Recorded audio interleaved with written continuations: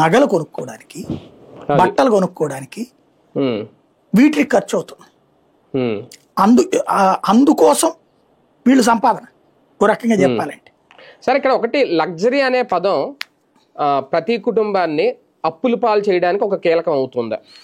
కాదండి, ఇక్కడ సమస్య లగ్జరీ కాన్సెప్ట్ కాదు, జనరల్ ఖర్చులే ఎక్కువైపోయినాయి.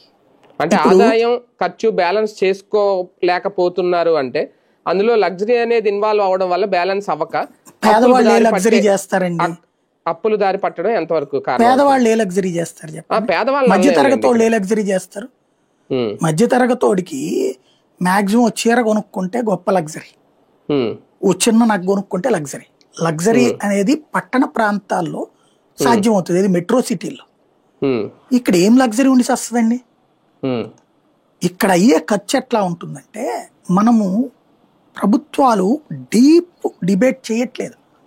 ఇప్పుడు మహిళలకు అవుతున్న ఖర్చు ఇవాళ విపరీతమైన ఎక్స్పెండిచర్, ఎడ్యుకేషన్ వీటి తర్వాత. ఎట్లా అంటే ఒక శారీ ఇవాళ రోజున 1000 రూపాయల చీర అంటే చాలా చులకన. వాస్తవంగా 5000 రూపాయల చీర అయినా అక్కడ 1000 రూపాయలకి తయారైంది, కానీ మనకి ఆ రేట్ అంటే చులకన. కాబట్టి 2000 3000 పెట్టి కొనాలి. చీరకి బ్లౌజ్ కి ఎంత అవుతుందండి? నార్మల్ గా కొడితే 1000 రూపాయలు అవుతుంది. నార్మల్ గా కొడితే చీఫ్ అండ్ బెస్ట్ది 400-500కి తక్కువ అట్లా. ఏది పైన కుట్టేసిస్తే, కొంచెం మామూలుగా కుట్టిస్తే 1000. అదేదో కిటికీలో లేకపోతే దానికి ఏదో అద్దాలు అతికిస్తారు, కొన్ని ఎంబ్రాయిడరీలు ఇట్లా చేస్తారు, 3000 రూపాయలు 4000. చీర కంటే దాని కాస్ట్ ఎక్కువ ఉంటుంది బ్లౌజ్.